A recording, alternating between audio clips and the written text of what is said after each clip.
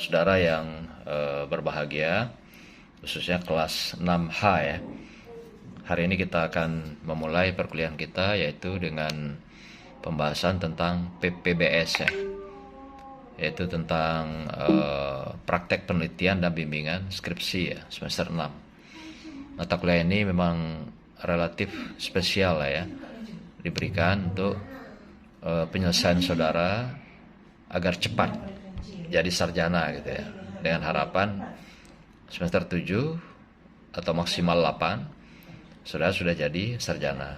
Nah, kita harapkan begitu supaya tidak berlama-lama di kampus UIN tercinta. Itu harapan dari mata kuliah ini gitu. Nah, tentu saja perlu partisipasi semua. Kalau dari kami saja pihak dosen yang partisipasinya tinggi, saudara tidak, ya tidak akan jalan juga. Nah, kita ingin mata kuliah ini betul-betul menjadi pengalaman belajar dan skill ya bagi saudara, sehingga semuanya ikut terlibat dan nanti pada akhirnya akan melahirkan sebuah proposal penelitian dan skripsi penelitian. Itu kita harapkan dari mata kuliah ini. Nah, maka itu mata kuliah ini siokianya munculnya di depan. Kalau saya minta tuh dari beberapa kali pertemuan itu di depan gitu ya, semester 1 atau 2. Sehingga dari awal saudara sudah punya proposal penelitian. Nah, harusnya begitu. Nah, hari ini masih berada di posisi di semester 6. Tapi tidak apa-apa, yang penting saudara bisa mengikuti dengan baik nanti dan kerjasama kita berlangsung dengan baik. Kita langsung saja pada silabus ya. Nah, ini silabusnya. Nanti saudara bisa baca sendiri, saya kasih nanti ya sama Pak Ketua supaya dibagikan ke teman-teman yang lain silabus ini supaya semuanya bisa dibaca dan dipahami dengan baik. Yang pertama, hari ini kita bicara tentang silabus perkuliahan dan orientasi perkuliahan secara umum. Nanti juga boleh dialog untuk silabus yang akan kita bahas. Kemudian minggu depan kita akan bahas materi pertama, yaitu tentang jenis penelitian, utamanya dalam penelitian di PAI. Kemudian kawasan penelitian dan teknik membuat judul proposal skripsi PAI ya. Secara cerdas, secara baik kita bisa merumuskan judul ini sesuai dengan jenis penelitian yang nanti kita pilih masing-masing. Nah, silakan nanti dipelajari, dipahami dari apa yang akan diberikan oleh dosen pengampu kita, baik saya maupun Pak Hamdi gitu ya. Yang ketiga, kita akan bicara tentang substansi pendahuluan. Apa saja yang harus ada dalam pendahuluan proposal. Nah, itu nanti substansinya, bagian-bagian pentingnya, dan kemudian sistematikanya. Kita bahas semua nanti di pertemuan yang berikutnya ya, ketiga ya. Nah, yang keempat, kita bicara tentang teori, kemudian juga sintesis, indikator, dan kerangka berpikir. Ini adalah kalau di skripsi itu pada bagian bab 2 ya. Bab 2 di sini ya. Jadi di sini akan kita bahas nanti. Jadi setelah pembahasan pendahuluan, kita membahas teori bab 2. Kemudian pertemuan ke-5 kita membahas tentang metodologi, yaitu pada bab 3 di proposal itu atau juga di skripsi. Metodologi penelitian ini nanti akan memuat tentang bagaimana hipotesis penelitian, rencana penelitian, sampailah hal-hal yang berkenaan dengan instrumen penelitian. Begitu juga nanti kita bahas sistematikanya. Apa saja yang ada pada bab 3 itu, sama dengan bab-bab sebelumnya juga, bab 1, 2, dan 3. Nah, kemudian yang ke-6, pertemuan ke-6 nanti kita membahas tentang pelaporan hasil penelitian dari skripsi kita itu. Itu kalau dalam skripsi itu bab 4. Jadi apa yang kita laporkan pada bab 4 itu sebagai skripsi kita. Begitu ya. Nanti kita bahas itu ya, supaya lebih komplit, lebih lengkap apa yang kita lakukan dalam penulisan skripsi ini. Nah, terakhir bab 7 materi kita akan kita bahas tentang penutup daripada skripsi atau kesimpulan. Demikian juga nanti implikasi dan atau juga rekomendasi istilahnya ya kalau di skripsi. Kalau di tesis atau disertasi itu namanya implikasi. Kalau di skripsi biasanya rekomendasi. Ada juga nanti moto, itu bagian di depan sebenarnya, abstrak, kelengkapan daripada skripsi kita. Demikian juga kepustakaan atau daftar pustaka, dan juga berkenaan dengan lampiran-lampiran. Apa saja yang harus menjadi lampiran dalam skripsi yang harus kita siapkan. Pun begitu juga dalam proposal. Nah, ini yang kita bahas pada pertemuan ke-7 atau pada bab 5 pada skripsi kita. Berikutnya nanti pertemuan ke-8 kita akan ujian tengah semester. Ujiannya berupa take home. Saudara membuat proposal skripsi. Dari awal sudah boleh nanti acang-acang mulai dari judulnya, membuat skripsinya. Tapi pertemuan ke-8 saudara menyerahkan semua proposal skripsi lengkap dengan lampiran yang akan kita seminarkan di kelas. Jadi saya ulangi, pertemuan ke-8 adalah ujian tengah semester.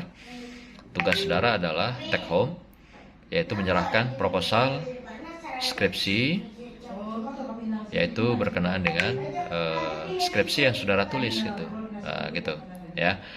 Yang ke-9 adalah kegiatan kita kuliahnya offline. Ada 5 kali rencananya, ya. 5 kali ini kita rancang mulai dari pertemuan pertama.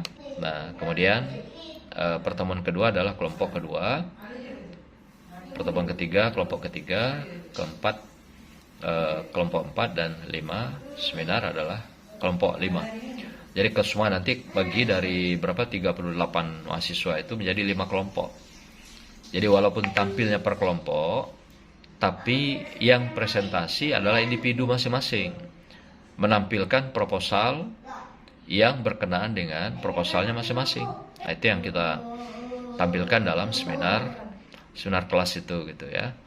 Maka itu dibagi 5 kelompok, dan 5 kelompok itu nanti masing-masing tampil dengan individu-individu dengan proposalnya sendiri. Jadi tidak boleh kelompoknya yang tampil. Jadi walaupun namanya kelompok, tapi tampil dengan proposalnya masing-masing. Jadi dibagi nanti 5 ya, bagi 5 dari 38 orang. Nah, jadi berapa orang nanti itu? 38 bagi 5. Jadi itulah yang akan tampil pada seminar offline proposal. Proposal yang ditampilkan yang diserahkan pada pertemuan ke-8 itu, yang ujian tengah semester. Jadi bagi yang tidak menyerahkan proposal dianggap tidak ujian mid semester. Jadi pastikan bahwa pertemuan ke-8 proposal saudara sudah jadi.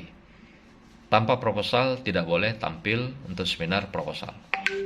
Nah, kemudian setelah kita seminar selama 5 kali, nanti kita atur waktunya dan tempatnya, apakah di kampus atau di mana. Tapi yang sementara kita bikin adalah modelnya offline ya. Kita bertemu langsung. Pertemuan ke-14, saudara melakukan riset dan penulisan atau penyusunan skripsi. Pertemuan 14 dan 15. Jadi 2 minggu saudara mengembangkan penelitiannya dari seminar proposal tadi. Kemudian dikembangkan menjadi skripsi. Lalu dibuat laporan. Maka pada pertemuan ke-16, saudara menyerahkan skripsinya yang sudah jadi dari hasil penelitian saudara. Nah, jadi ada 3 minggu itu. Pertemuan 14, 15. Nah, minggu ketiganya yaitu saudara menyerahkan skripsi lengkap sebagai pengembangan dari proposal yang sudah dilakukan. Maka itu dari awal proposal yang dibuat, mulai dari judul itu harus yang sebenarnya, bukan dummy ya. Tapi proposal yang sebenarnya yang akan saudara pakai dalam penulisan skripsi sebagai penyelesaian daripada S1 nanti. Jadi bukan judul-judulan, asal-asalan atau abal-abal, tapi betul-betul itu adalah merupakan judul saudara yang sebenarnya. Dan skripsi pun nanti yang ditulis itu adalah skripsi yang sebenarnya. Nah, maka dikatakan adalah praktek ya untuk melakukan penelitian bimbingan skripsi ini. Nah, dengan tujuan kita adalah ending dari pembelajaran ini, saudara punya proposal dan punya skripsi. Insya Allah dengan judul nanti, insya Allah dengan judul-judul yang kita pandu, kita bimbing, akan kita rekom ke fakultas agar menjadi ketetapan bahwa itulah judul pilihan saudara untuk ditulis menjadi proposal dan juga skripsi saudara dalam penyelesaian. Jadi tidak lagi diganti nanti di fakultas. Kita harapkan begitu. Maka itu ikuti dengan serius, jalani dengan serius. Bagi yang tidak serius, ya saya kira dari awal bagus kita pahit-pahit sebaiknya saudara tidak usah ikut mata kuliah ini. Pindah saja ke kelas lain kalau ingin kuliahnya santai dan tidak mau berpartisipasi. Kalau mau serius, Anda mau selesai cepat, oke, disinilah tempatnya. Tapi kalau selesai yang pengen lama, bertahun-tahun, ya nggak usah bergabung dengan kelas ini ya. Kelas ini adalah bagi orang-orang yang ingin berprestasi, ingin selesai cepat, dan ingin menjadi orang-orang yang unggul dan berkualitas. Ini yang kita jadikan sebagai ending dari kelas ini. Maka itu nanti kita harapkan setelah pembelajaran, saudara akan punya proposal dan punya skripsi yang siap untuk go ya, penyelesaian studi saudara mendapatkan gelar sarjana S1. Nah ini ya sebagai gambaran silabus perkuliahan kita. Kemudian hal-hal lain, saya kira ini hanya teknis. Ya ini teknik penulisannya. Nanti proposal dan skripsi itu kertasnya A4, 80 gram, marginnya 4343. Kemudian fontnya Arial, karakternya 12. Lalu spasinya 2 atau 2 karakter spasinya. Lalu kutipannya model catatan kaki. Nah, itu footnote, catatan di bawah. Jadi harus konsisten mulai dari pendahuluan sampai terakhir itu adalah dengan menggunakan catatan kaki. Itu yang kita syaratkan untuk tulisan proposal maupun skripsi saudara. Jadi pastikan buku yang saudara kutip itu dikopi nanti semuanya, halaman yang diambil itu dengan halaman judulnya dan penerbitnya. Jadi tidak boleh saudara mengutip tanpa ada sumbernya yang difotokopi sebagai lampiran. Itu tidak kita nilai, tidak kita hargai. Jadi kalau ada proposal nanti tanpa lampiran, tidak boleh tampil untuk seminar proposal. Jadi pastikan saudara menulis proposal dan skripsi semua sumbernya difotokopi. Semuanya wajib difotokopi sebagai lampiran. Ya. Nah, kemudian nanti perkuliahan seperti ini kita lakukan mulai dari kuliah mimbar 7 kali oleh kami sebagai dosen. Kemudian seminar proposal 5 kali. Lalu proposal minimal dibikin 25 halaman. Lalu skripsinya 50 halaman. Nah, kemudian menyiapkan PowerPoint nanti untuk tampil. Setidaknya 10 lembar untuk proposal. Nah, kemudian total kuliah semuanya sekitar 16 kali. 14 kali tatap muka, 2 kali ujian UTS dan ujian akhir semester. Ya. Kemudian model footnote seperti ini, saya kira nggak perlu saya baca. Ada nama penulis, judul buku, tempat terbit, penerbitnya, kemudian tahun terbit, kemudian halaman buku. Inilah model footnote ya. Jadi taruh di bawah. Jadi ini adalah model catatan ilmiah yang sangat-sangat gentle, karena berani menampilkan semua sumber bukunya dengan bertanggung jawab pada footnote atau catatan kaki. Setelah gunakan model ini nanti supaya kita tahu sumber buku yang dibuat. Dan ingat sekali lagi, semua sumber yang diambil difotokopi halamannya. Tidak usah satu buku, cukup halaman judul, halaman penerbit, dan halaman yang dikutip untuk dijadikan sumber sebagai lampiran dari proposal dan skripsi kita. Itu gambaran untuk perlengkapan daripada proposal dan skripsi kita. Ya. Yang lain-lain ini juga model footnote. Ada model EBIT, OPCIT, LOGCIT, itu nanti bisa digunakan di footnote kita. Nah, kemudian pada bagian teknik yang lain, proposal ini cukup 25 halaman saja, 2 spasi ya. Jadi artinya kalau 25 halaman, pendahuluan itu sekitar 6 halaman atau 25%. Di landasan teorinya pada bab 2, 45% atau 12 halaman. Kemudian metodologi 30% atau 7 halaman. Itu standarnya ya. Tidak boleh kurang dari itu. Silakan ikuti standar ini. Tidak boleh lebih dari 6 untuk pendahuluan, tidak boleh lebih dari 12 halaman untuk teori, dan tidak boleh lebih dari 7 halaman untuk metodologi. Nah, gunakan buku-buku referensi minimal 15 buku kalau proposal. Jadi 30%-nya bukunya bahasa Inggris. Nah, kita belajar mendalami bahasa Inggris sebagai sumbernya. Gunakan buku bahasa asing, itu 30%, terbitan 10 tahun terakhir. Jadi bukunya terupdate lah, baik buku bahasa Indonesia maupun buku bahasa Inggris. Semuanya 10 tahun terakhir ya. Cukup 15 buku untuk proposal. Kemudian yang berikutnya untuk skripsi yang nanti sebagai laporan akhir atau ujian semester, saudara bikin skripsinya 50 halaman. ya, 2 spasi, sama juga. Pendahuluan 12,5% atau 7 halaman. Landasan teorinya 20%, 12 halaman. Kode metodologi 15%, 9 halaman. Hasil penelitian 45%, sama dengan 27 halaman. Dan penutup 7,5% atau 4,5 halaman. Nah, sama juga lengkapi dengan sumber-sumbernya, teori, difotokopi, dan nanti dimasukkan dalam flash disk, diserahkan ke kami. Untuk sebagai bukti fisik, saudara sudah melakukan penelitian dan sudah melengkapi laporan akhirnya. Jadi skripsi saudara nanti itu adalah ujian akhir semester. Kita berikan waktu 3 minggu ya untuk menyiapkan laporan skripsinya. Kemudian buku-buku referensi untuk skripsi cukup 40 buku saja. 40 buku untuk skripsi ya. Dengan 30%-nya adalah buku asing dan buku itu terbit 10 tahun terakhir. Nanti kita cek betul.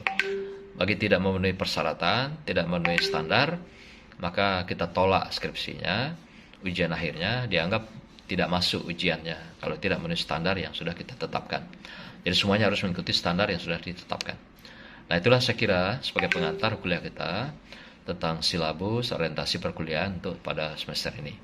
Semoga semua saudara bisa mengikuti secara partisipatif, aktif, dan juga saling mengingatkan untuk yang lain. Dan saling bekerja sama, kolaborasi. Karena bagaimanapun kalau sudah di perguruan tinggi itu yang ditagih adalah kerja cerdas secara akademis, kolaborasi, sinergi, dan saling bekerja sama secara akademis. Karena tidak ada di antara kita yang lebih hebat, lebih mampu, lebih unggul ya. Pasti semua punya kekurangan dan kelemahan. Maka dengan saling menolong, membantu, inilah kerja yang dikatakan kerja cerdas secara akademis. Jangan bekerja sendirian. Kalau kerja sendiri, ya nanti kita banyak lalainya. Sehingga kita terabaikan dalam tugas-tugas, dalam menyelesaikan perkuliahan-perkuliahan yang kita menjadi tagihan dalam perkuliahan kita. Demikian saya kira pengantar untuk perkuliahan kita pada semester ini. Semoga memberikan pencerahan dan juga nilai tambah untuk saudara. Dan sekali lagi saya ingatkan, bagi yang ingin selesai cepat, maka silakan bergabung di kelas ini. Tapi bagi yang ingin berlama-lama, ya nggak usah bergabung di sini. Saya kira di sini bukan tempatnya. Tapi bagi Anda yang ingin berkualitas, unggul, selesai cepat, secara cerdas, kami siap bersama Anda semua untuk mengantarkan Anda menjadi sarjana yang terbaik dan menyelesaikan tepat waktu. Demikian Pak Ketua dan saudara sekalian, nanti saya kirim PDF-nya ya ke grup dalam kelas kita. Terima kasih. Assalamualaikum warahmatullahi wabarakatuh.